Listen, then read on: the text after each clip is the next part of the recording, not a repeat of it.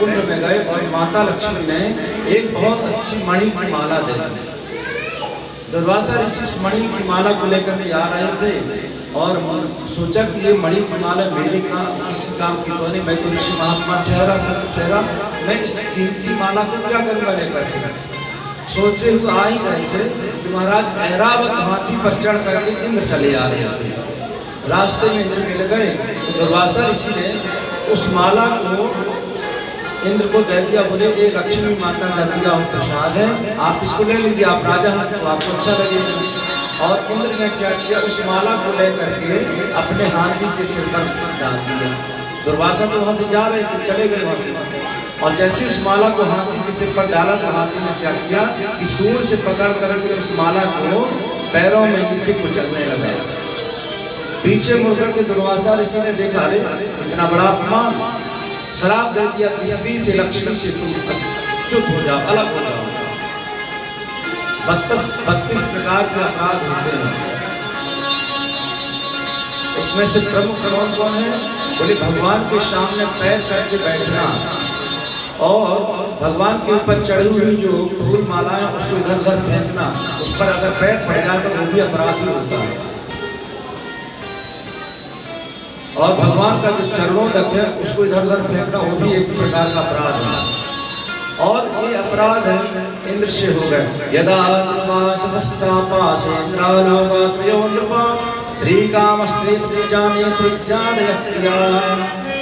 श्राप दे दिया कि तुम श्री से च्युत हो जाओ। अब तो जैसी श्राप दिया महाराज कि असुरों को मौका मिल गया और असुरों ने आकर के आक्रमण कर दिया स्वर्ग पर। देवता लोग इधर से उधर भागने लगे, भगवान के पास गए। भगवान ने कहा गलती तो तुमने की है, परंतु एक उपाय है, क्या? बोले समुद्र मंथन करो और समुद्र मंथन से जो चीज अमृत निकलेगा उसको तुम पान कर लेना, पी लेना, अमर हो जाओगे। ध्यान देना, समुद्र से और भी चीजें निकलेंगी, उसमें समझौता तुमको करना पड़ेगा। देवता ने कहा ठीक है और समुद्र मंथन की तैयारी कर रही है। हरिओम विसंतेया सकाया जगोरवे अहिम कुशवदेवा पद्मिं देहते स्मृत कन्ने छन्न वेदपतियो मां पुरुषवेषितम। महाराज मंदराचल की मखानी बनाई गई और बासुकीनाथ की रस्सी बनाई गई और समुद्र मंथन प्रारंभ हुआ। देवताओं ने ऊंच का भाग पकड़ लिया और असुरों को मुक्ति कर पकड़ा दिया। असुरों ने कहा गलत लगा, असुर लोग पूछ में आ गए और फिर देवताओं की तरफ चले गए। अब तो मंथन प्रारंभ हुआ।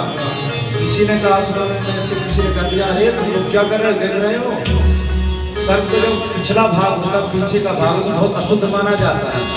देवता लोग हमारे साथ छल कर रहे हैं, क्या करना चाहिए? बोले हमको उसका मुक्त भाग पकड़ना चाहिए। और मुख की तरफ असुर लोग चले गए फिर से और देवता लोग पूछ पकड़ने लगे। फिर से मंथन प्रारंभ हो गया। अब तो मंथन होने लगा, होते होते धीरे धीरे मंदराचल जो पर्वत था धीरे धीरे नीचे जाने लगा। तो भगवान ने कमठ का कच्छप का रूप धारण करके उस पर्वत को अपने पीठ पर धारण कर लिया। बोले कमठ भगवान की जय। कच्छप का रूप धारण करके भगवान ने उस पर्वत को अपने पृष्ठभाग पर धारण किया और फिर से मंथन प्रारंभ हुआ। अब तो मंथन प्रारंभ हुआ तो उससे अनेक प्रकार की वस्तुएं निकलने लगी। सबसे पहले क्या निकला? जहर निकला, हालाहल नाम का विष निकला। और जैसे ही वह निकला तो सारे संसार में अंधकार छाने लगा। अब तो देव देव महादेवा भावन भूत भावना राहिण शरणापन्ना त्रैलोक रहना विषा। त्रैलोक को जलाने वाला इस जहर निकला। ब्रह्मा के पास गए, ब्रह्मा जी से कहा महाराज इसको धारण की। ब्रह्मा ने कहा तुम्हारा दिमाग खराब है। ब्रह्माणी ने फटकार लगा के भगा दिया। भगवान नारायण के पास गए। नारायण ने भगवान पत्नी लक्ष्मी ने कहा कि यहाँ से तुरंत हो जाओ, मेरे पति ये सब नहीं पीते। तो कहाँ गए? भोलेनाथ के पास। क्यों? भोलेनाथ तो ऐसे देवता हैं कि उनको कुछ भी चढ़ा दे उनको सब चीज स्वीकार है, कभी वो मना नहीं करते।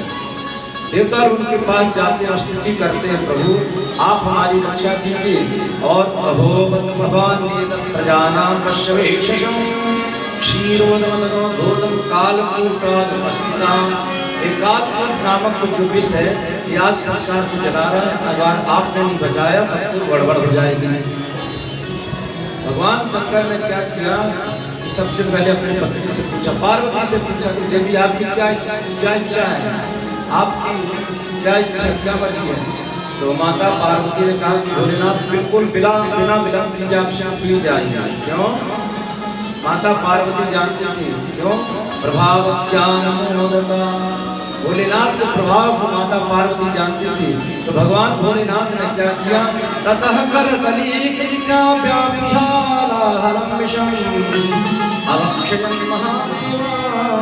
भगवान भोलेनाथ ने करतल में अपने हाथों में जहर को लिया और अवक्षेप महादेवा कृपया भूत भावना, भगवान जगत के कल्याण के हेतु से उसको हाथ में लिया और उस जहर को पान करने लगे। अब तो जहर पान कर रहे थे और अचानक भोलेनाथ को याद आ गया कि अरे मेरे हृदय में तो मेरे प्रभु राम का निवास है, राम का वास है। अगर ये जहर अंदर जाएगा तो मेरे राम को, मेरे प्रभु को कष्ट होगा। और अगर मैं इसको बाहर निकालता उल्टी कर देता हूँ, उपन कर देता हूँ तो संसार जल जाएगा। क्या करना चाहिए? बाहर निकालता हूँ तो संसार जलेगा, अंदर करता हूँ मेरे राम को कष्ट होगा। तो भगवान ने क्या किया, उस जहर को अंदर ही रख लिया, कंठ में धारण कर लिया और वही भगवान का आभूषण बन गया। और भगवान भोलेनाथ का एक नाम पड़ गया, क्या? नीलकंठ। बोले नीलकंठ महादेव की जय हो। भगवान भोलेनाथ का वह जहर आभूषण बन गया। और इसके बाद देवताओं ने भगवान भोलेनाथ की बहुत सुंदर स्तुति की। अब स्तुति आदि करने का समय नहीं है, क्योंकि आगे जल्दी से जल्दी भगवान का प्राकट उत्सव भी मनाना है और भगवान राम की भी कथा है। और जो लोग दूर से आए हैं बिल्कुल चिंता नहीं करेंगे, सारी व्यवस्था उनके भेजने के लिए यहाँ से की गई है। तो कोई ये नहीं सोचा कि अंधेरा हो जाए तो हम जाएंगे, चिंता नहीं करेंगे, सबकी व्यवस्था की जाएगी। और बढ़िया से प्रेम से कथा सुनिए। जब समय हो जाएगा तो कथा का विश्राम होगा और आपको अपने घर तक सुरक्षित छुड़वा दिया जाएगा। ऐसा परिवार वालों का और जो यहाँ के व्यवस्थापक हैं और जो विद्यालय के ट्रस्ट के जो सदस्य हैं, अध्यापक गण हैं, सभी का यही आग्रह है कि जो लोग भी कथा सुने प्रेम से कथा सुने और उनकी व्यवस्था की जाएगी, सबको घर तक छुड़वा दिया जाएगा। तो बढ़िया से सब लोग उत्सव मनाएंगे, ज़्यादा समय लेंगे नहीं, जल्दी से जल्दी हम लोग 6:30 बजे तक उत्सव मना लेंगे। वैसे कन्हैया का जन्म तो 12 बजे हुआ था, लेकिन 12 नहीं बजाएंगे, 12 बजाएंगे तो गड़बड़ हो जाएगी। फिर हम रहेंगे और हमारे साथी रहेंगे, ये लोग इस रहेंगे के लिए कहा नहीं जा सकता, क्योंकि लोग 5 बजे से आके बैठ जाते हैं। अगर कहेंगे बैठने पतन रहेंगे चले जाएंगे, जजमान रहेंगे, जजमान तो रहते करेंगे, क्योंकि तुम गांठी बांध दी ना लोग, वकील साहब तो गांठी बांधे, जजमान वो तो बैठेंगे क्योंकि गांठी बांधी है। 7 दिन के लिए बंधे, अब वो हमसे छुड़ाकर कहीं जा नहीं सकते। 7 दिन के बाद भले चले जाए, हमसे अलग हो, लेकिन अभी 7 दिन हमसे छूटेंगे।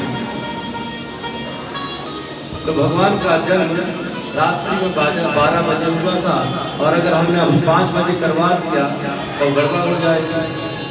वकील साहब कहेंगे अपने छोटे भैया से कैसे पंडित जी प्रयागराज से बुला लीजिए, 5 बजे जन्म करवा दीजिए, हमसे नहीं कहेंगे, तुमसे शिकायत करेंगे।